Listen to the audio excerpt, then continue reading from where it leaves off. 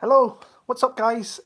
Will here once again for an early insight video. We're going to be breaking down or looking at early access to early insight, sorry, to UFC 247. John Jones against Dominic Reyes as your main event there, with Valentina Shevchenko against Caitlin Chukagian, your co-main event for UFC 247. I just want to put an apology straight away for not getting this out last night. I did say that I was going to I was going to put this video out on Sunday night, but after the whole Kobe Bryant, what happened with Kobe Bryant and the people on the plane, man, it actually hit me really hard. And being especially, like, I'll not claim to be the biggest basketball fan, but I loved Kobe Bryant's mentality, and I loved his fire in the game. And I just, like I say, it really hit me hard when I found out his daughter was on there as well. Honestly, it was really, really tough for me. So I just want to say rest in peace to Kobe Bryant, and it was just a horrible situation, all the people on the plane. But it hit me quite hard, the whole Kobe Bryant thing. So that's the reason I'm getting it out 24 hours later. I see all you guys in the chat there. I know there's a few people watching now, so what's up, guys? Like I say, I'm just going to be looking at UFC 247 just from an early kind of insight. The next week I'm going to be looking into the fights a lot more than what I have already. But if you're new to the channel, give me a thumbs up. If you like what you see, then hit the subscribe button. I'm trying to build the channel. And just make it bigger. Like I say, I never thought I'd ever get to where I am now, but the opportunity to make it a little bit bigger is what I'm wanting to do. So yeah, if you can, hit the subscribe button. So we're going to get into it. Like I say, I think it's actually a very kind of weak pay-per-view. If this loses the main event, if John Jones, if something happened, and we all know what can happen with John Jones, then this card will not look great. There is some fights I'm looking forward to, but there's not much really outside of the two big fights. If I'm being honest with you, we've lost a good fight in Chito Vera against Jimmy Rivera. What's up, Rob? What's up, Aussie MMA? I see you guys in the chat there. Marlon Vera's been pulled from the card completely.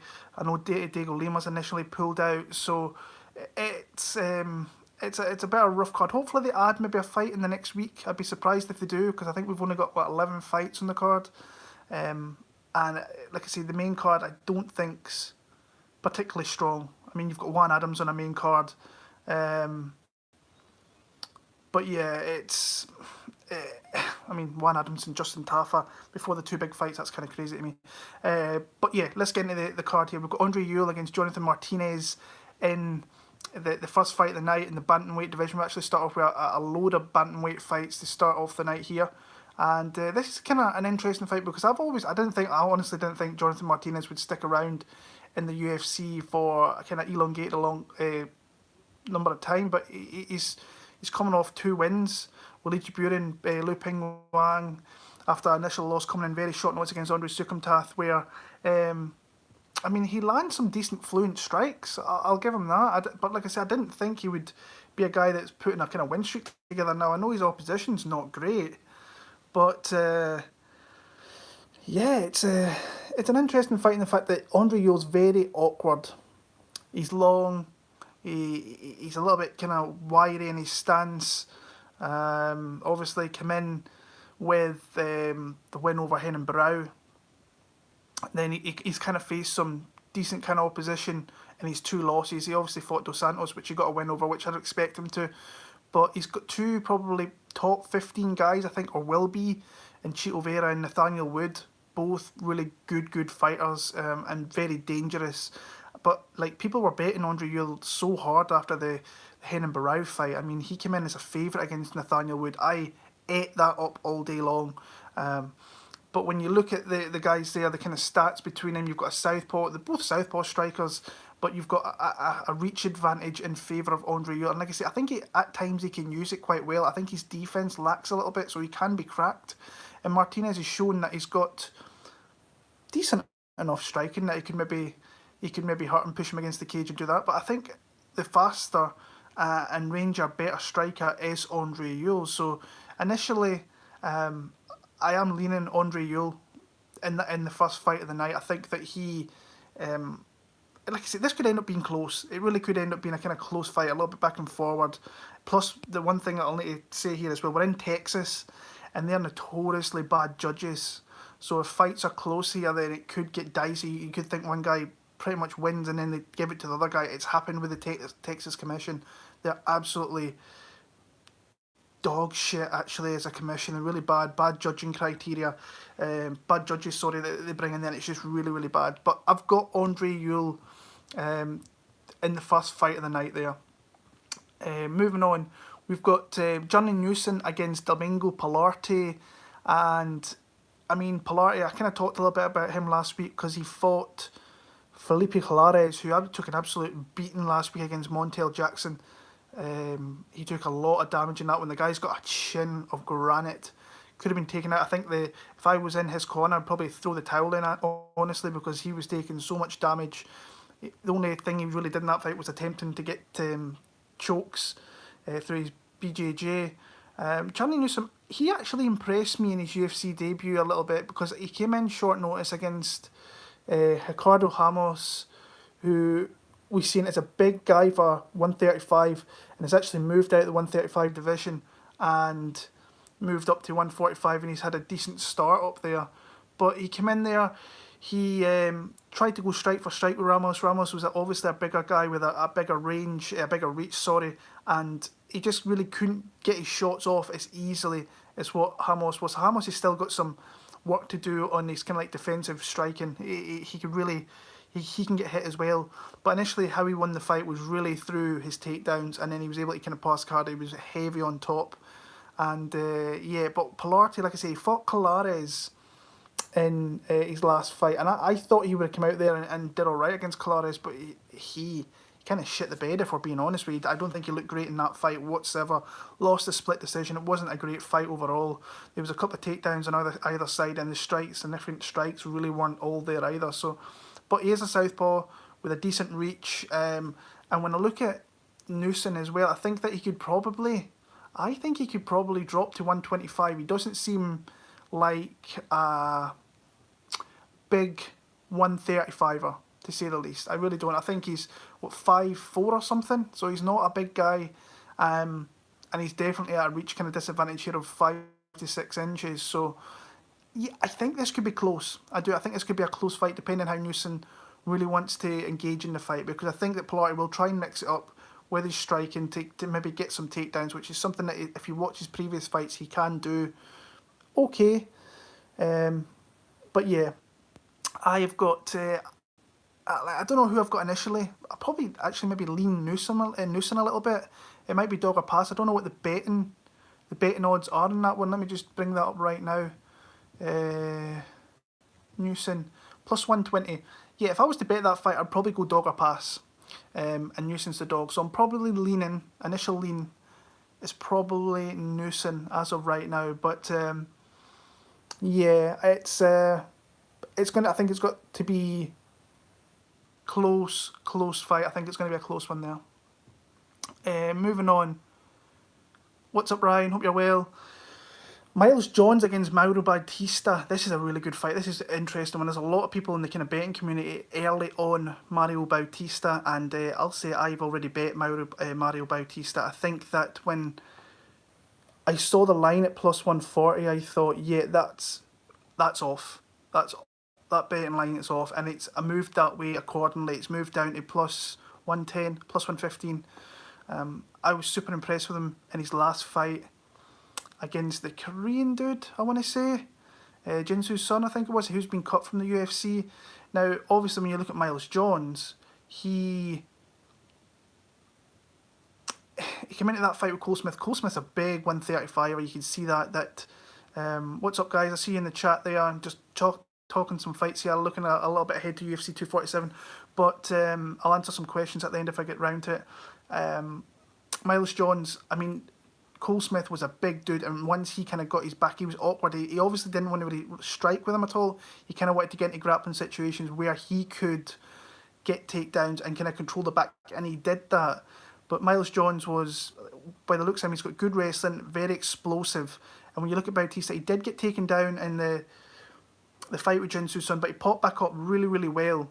And I think that back on the feet, I think he's the faster. I think he's got more variance with his striking. I think he's got better footwork. I think he's got more power.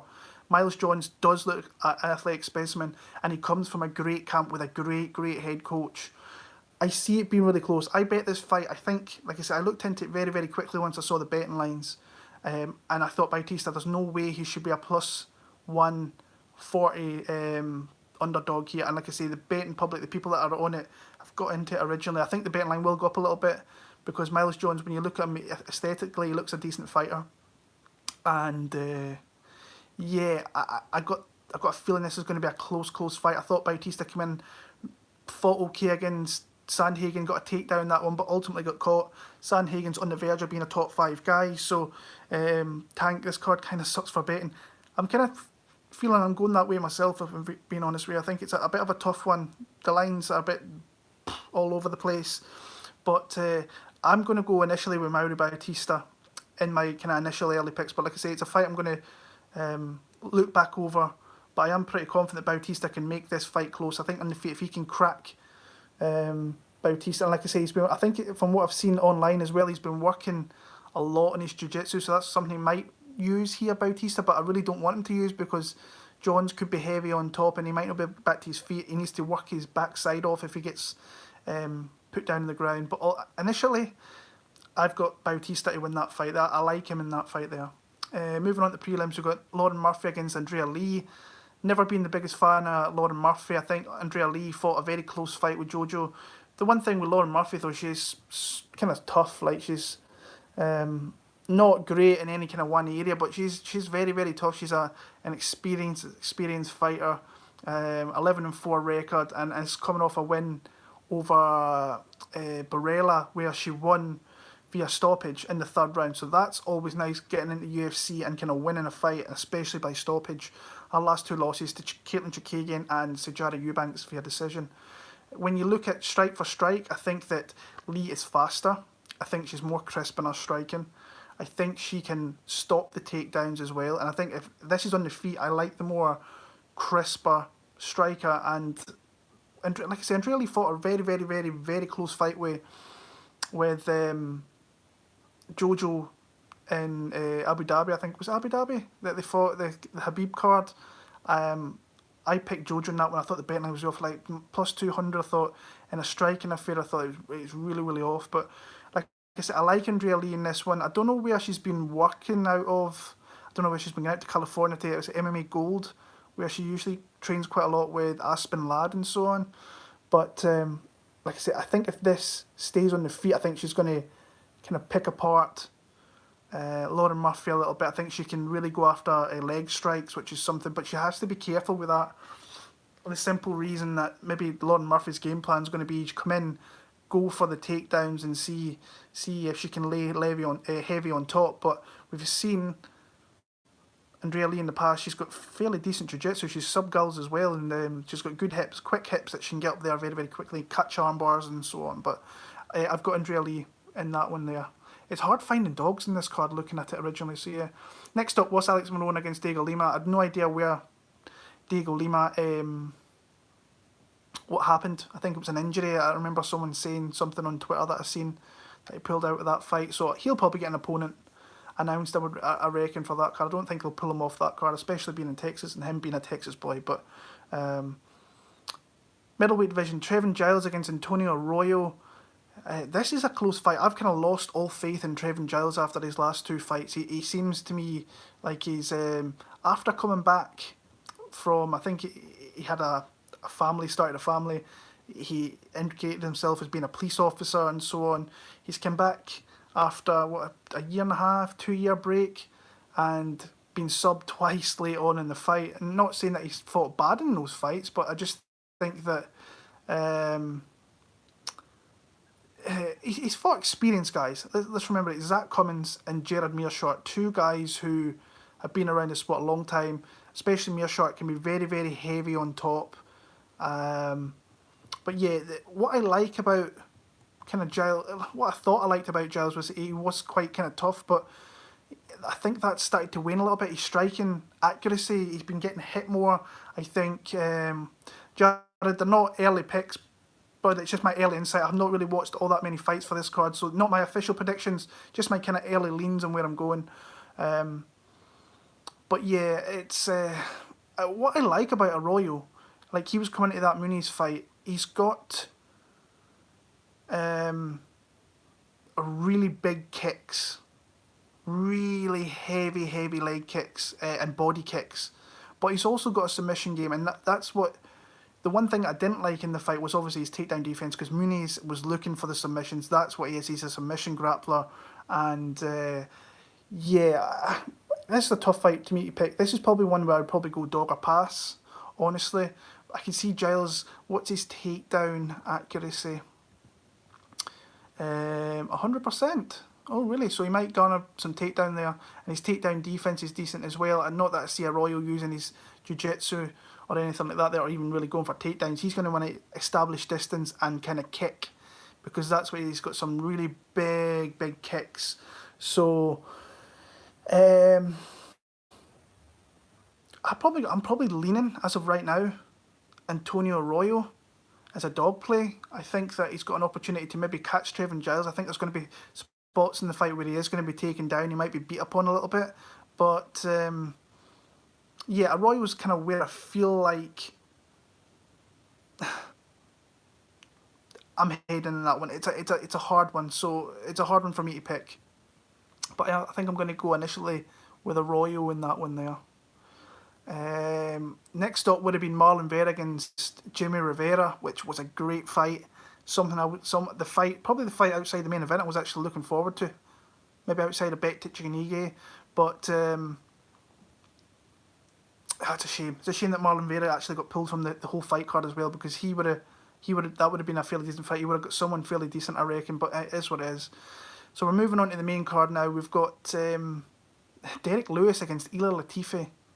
What an absolute weird fight this is. Never thought I would ever see a fight like this. You've got Latifi, the whole 5 foot of himself, moving up to heavyweight against the Black Beast Derek Lewis, who's an absolute mammoth. Now, Ilir Latifi, I've met him a few times. I've seen him a few times. And I don't think I've ever seen a guy so small but be so wide. Honestly, I think that he is like a tree stump. He is huge, like a fire hydrant. He's just like there. And I'm seeing some people like super confident that Latifi can come up here and beat Derek Lewis. And this is in Derek Lewis's hometown. So this is going to be a big fight for him, obviously, fighting in front of a lot of friends and family, a lot of fans. Coming off at some surgery, I believe it is, for Derek Lewis as well. He's a guy I always like watching fight, but he's a guy that can obviously infuriate you. He can get anything at any time. He can land a big shot. He could totally shit the bed like he's done in a few fights, like the Abdurakhimov fight where he was getting beaten. But then all it takes is one little thing with that guy to really change the outcome of a fight. If he can get into top position in the mounts, especially, or just land a strike, then he could definitely. You can obviously knock this guy out. He's, I think, a little bit susceptible to the body, but Latifi, to me, moving up to like the heavyweight division is kind of a little bit desperation at this point.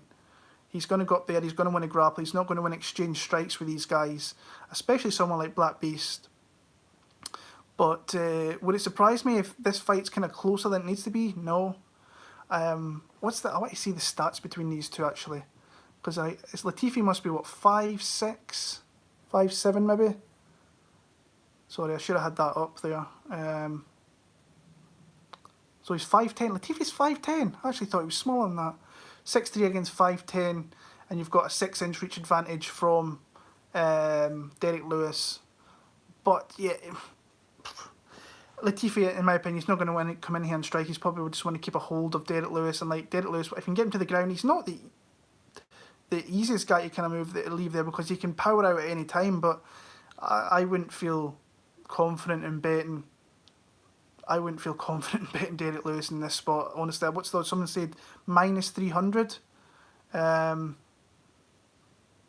Nah, I don't think I could, honestly. But I'm going to pick him. I hope he wins by knockout. I want him to go home, have a big fight, win by knockout. Let's say Latifi, who's his previous opponents? Was it not Corey Anderson was one of them? Because I remember chatting shit with some people who thought that Latifi was going to absolutely run through Corey Anderson, and not many people really run through Corey Anderson all that much.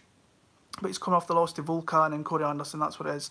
He got knocked out. It was like Volkan had really good takedown defense in that one, and caught him with some nice knees, caught him with some nice punches initially, and just took him out. So yeah, I'm going to go Derek Lewis in that one there. Not that I'm going to bet him in anything. If I felt more confident, I would use him as a parlay piece. But yeah. Next up, featherweight division. This is one of the fights I'm really am looking forward to in the card. You've got Mirsad Bektic against Dan Ige. I'm seeing a lot of love initially for Dan Ige in this one. I think people are forgetting how good Bektic is technically wise as a fighter. I think a lot of people are putting into a lot of stock into the bad chin, which is pretty obvious that when the hands go down a little bit, that he can be cracked, he can be put out. I'm not off the bandwagon yet of Mirsad Bektic, and when I look at Dan Ige, I mean, has he really beat anybody kind of what you would class as inside maybe a top 30 fighter in the UFC? I don't. I like his progression. I think he's beat some decent guys. I mean, his win over Kevin Aguilar was a really it's a good win. I'll put it like that. I thought Aguilar was going to do better than initially what went on, but he's got a rock hard chin as he can take a shot very well, got a really good submission game, and he's coming off wins over Aguilar, Danny Henry, Jordan Griffin, so they're not bad wins, but they're just not wins that's going to kind of elevate you up that quick. And I feel like the Bektic fight, this might be one that he comes into here. I mean, he obviously subbed Danny Henry in London, and then beat Kevin Aguilar by really outstriking and really, really good striking. But once he got him to the ground, he kind of passed a few times and did his business down in there. He's a solid all-round fighter. He's obviously making gains. He spars and trains with a lot of solid fighters. He's always in the AKA camp. He's always going around. I think he's like a management for Dominance MMA. So he looks after a lot of fighters. So he's always getting good looks in the gym. When you look at Bektic, I've been high on this kid since he went to the UFC like 5-6 years ago, but he's been slow. He's kind of reminding me of Arnold Allen a little bit, where he's not fought all that much in his UFC career. There's times where he's looked decent. I remember seeing him in Manchester. I thought he looked brilliant there when he beat Russell Doan, who came in there very, very short notice. Lucas Martins, I thought he had a good fight there, but then you've got the Darren Elkins fights where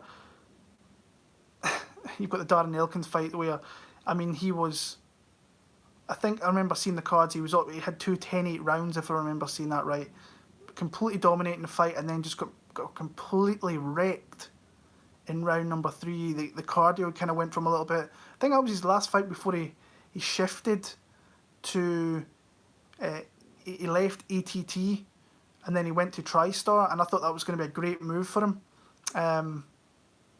Obviously initially came out, knocked out Godfrey Pepe with an absolute beautiful, beautiful punch. Then he went and beat what I would consider a top 10 featherweight in Ricardo Lamas. So that's a good win to have on your record. And then there was obviously the fight there with Josh Emmett. And Josh Emmett can knock out anybody in that division, I believe. I really do. I think that he is a really, really, really hard-hitting guy. I actually thought he was going to beat Arnold Allen last week if they two fought. I still think I would pick Josh Emmett. I think that he's got a lot of... There's a lot of guys that really don't want to kind of fight Josh Emmett in that division. I think his power is really, really good, and he's got some wrestling behind. We don't see it all that often. But yeah, Bektic, like I say, this is one that I'm really looking forward to kind of digging in a little bit and seeing how it plays out. My initial lean is probably going to be Mirsad Bektic right now, but like I say, we are two weeks away from that fight, and this is one of the ones I'm probably going to start watching tomorrow. It's coming on midnight. I've got work tomorrow, so if I watch a fight, that might be the fight I watch tonight. But like I said, a lot of love. Everyone, all the kind of social media buzz seems to be on Dan Ige. Look at Bet MMA Tips. A lot of people are on Dan Ige. They like the underdog odds. I can see why. And you've got ways to victory with his grappling and with his jiu-jitsu. I don't know whether he's going to out-grapple Mirsad Bektic. That has happened in the past. You've seen people, well, not really happened in the past, but you've seen people being all right, and he's not been in really big positions on the ground. Like Chaz Skelly got him down a few times, but Chaz really gave him some problems in that fight. But that was going back 2014. That's like nearly 6 years ago. So I think I'm going to go. I think initially I'm leaning Mirsad Bektic, but like I said, this is not my official picks. I will get that out in the next 10 days or whenever it is I get the time, on the Monday, this time next week probably. I'll get that out, but initially I'm kind of leaning Mirsad Bektic. That's one that could change for me though. I might move over to Dan Ige in that one, but I'm sticking with my Bektic pick as of right now. So yeah, I don't really want to talk about this fight. Fucking Juan Adams against Justin Tafa is on the main event of a pay-per-view. I mean, sometimes I wonder what the UFC do putting matches in certain positions. This is one I'm like, dudes, have you been smoking something? Are you on the booze? Because yeah, this be one that I wouldn't mind kind of not watching. Honestly, I think Juan Adams probably runs over Justin Tafa. Justin Tafa maybe doesn't really shouldn't be, in the UFC. I feel really bad that I picked him against Jorgen De Castro. But yeah, like, I don't know. I've seen people coming out and max betting Juan Adams, and I'm like, oh, I don't know how you guys can do that. I don't know how you can put cold hard cash down on a guy like Juan Adams. I don't know why. But it could turn out to be absolutely easy money. He could be the better grappler, which he probably is, which I think he is. Better striker, which he might be. What's the stats between these two? Let me bring that up. And then when you've got someone like the main training partner, Justin Tafa, is tied to Ivasa, who, yeah, who's not an overly good fighter either. But it's progressing, I suppose. So you've got a guy at 6 foot, and you've got a guy at 6'5" and 6 foot, with a 6-inch reach advantage for Juan Adams, with a wrestling advantage as well. So it's whether he could get caught with a shot, Justin Tafa could catch him. Like I said, I don't really speak about this fight too long. I think I'm going to pick Juan Adams, but honestly, you could not pay me, you could not give me money to actually bet this fight. I couldn't bet any money on it. I wouldn't want to. I'd rather just do it someone else. So, Juan's been training at Jackson Wink with Bones. Juan, I read an interview, I think, or it was an interview with James Lynch, where he's saying his head's all over the place. He doesn't know what he was doing. He's depressed. He's this. He's that. And I'm like, I hate reading stuff like that. It's kind of real stuff that you need to kind of look into. But yeah, I'm going to pick Juan Adams. But honestly, would it can surprise me if he went out there and lost, if it went into a slop fest in the middle of this fight and he gets caught with a shot, or he just gets outstruck. I don't know, but Justin Tafa shouldn't be in the UFC, period. Probably both guys shouldn't, actually, if I'm being honest with you. So initially, I've kind of lean, I've got Juan Adams there. Valentina Shevchenko against Caitlin Chookagian. You'll not find many people, I don't think, picking Caitlin Chookagian. I was watching the fights, the main card on Saturday, and they put the promo on, and it's like, she's never faced a girl like me, and I'm like, she's like, she's never had someone that moves as much as me, and I'm like, bitch, there could be two of yous in there. There could be 2 or 3 of yous in there. You're still not going to beat Valentina Shevchenko. The only way I see Caitlin Chookagian winning this fight is if Valentina somehow slips, gets injured, or she maybe gets caught in a very, very... She locks up a submission that Valentina just gets caught in. I don't see it at all. Valentina's going to stalk her here. Like, when you look at Caitlin Chookagian, she's one of these fighters that likes to fight at distance, move around a lot. Valentina's, I think, is going to cut off the cage and just absolutely wreck her with her strikes.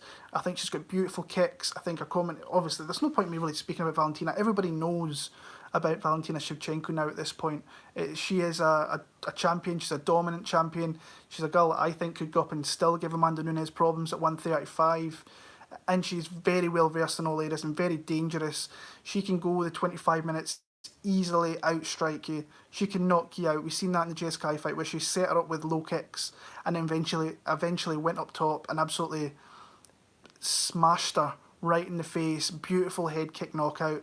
We've seen in the past she's submitted girls who are perceived to have jiu-jitsu and grappling advantages, and like Juliana Pena. and she came out with the win there with the submission. She was a massive underdog against Holly Holm. I always remember that when she was like plus 350, and I was like, I'm all over this fight. I've got Valentina Shevchenko. There's no point in me wasting time speaking about that. Like, that really annoyed me, saying like Caitlin Keegan. I know you've got to be confident in yourself and you've got to put away across how you think you're going to beat this girl. She's got. I don't think she's got anything for Valentina. I really don't. So Valentina Shevchenko, it's whether she's going to get her out of there. I think she probably can if she was to mark her up.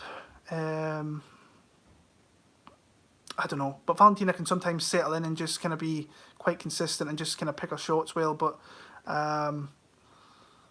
yeah, I'm going to go Valentina Shevchenko. Did I pick a stoppage? I probably will. I'll go TKO kind of late in the 4th round or something like that. But I won't be looking into that one all too much, if I'm being honest with you. I mean, Caitlin, I think she's got a black belt under, is it Renzo Gracie or Ricardo Almeida? So it's one of those guys. So that would be interesting if it went to the ground, but I still don't think she would really have anything over Valentina down in there. So moving on to the main event here, you've got the GOAT, in my opinion. You've got Jon Jones against Dominic Reyes, and this I always look forward to Jon Jones fights because in my opinion he is the best the sport has to offer talent wise, and his list of accolades and defenses and the fighters that he's beat is second to none.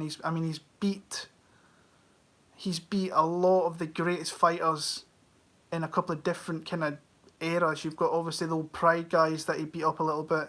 Your Shida's, not that he was in Pride, but you've got Shogun, you've got your Belforts, you've got I could go on actually. You've got Gustafsson, who's kind of come in there, gave him a tough fight. Like I said, I truly believe that he didn't really train hard for that Gustafsson fight. He's beat DC twice, and then he's beating these new guys. Now, the one thing I'm going to come out with straight away is it blows my mind that people think Thiago Santos beat that guy. I watched that fight today. I watched that fight today and I had it 49-46 for Jon Jones. Pretty easily, in my opinion. I don't understand where people are saying it should have been, that fight was a robbery. There's people on Twitter today saying that fight was a robbery. Thiago Santos should have won that fight.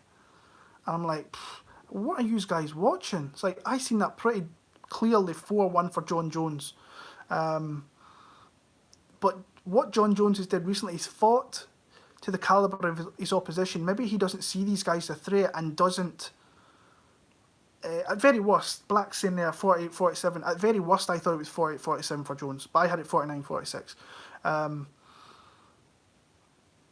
Yeah, I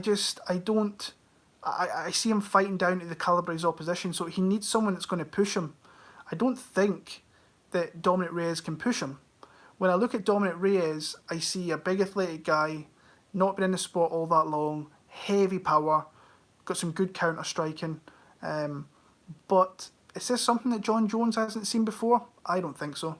I think that Jon Jones has seen everything in his last 10, 12 years, however long he's been in the UFC, that we need to see. He can fight the submission guys. He can submit those guys. He can wrestle with the best of them. He can out-kickbox anyone. He can use his reach. He's got some of the best talent. He's the most talented fighter we've ever seen in the sport, in my opinion. But the only way I see Jon Jones losing is if he gets cold-cocked with a shot and gets hit, which could happen.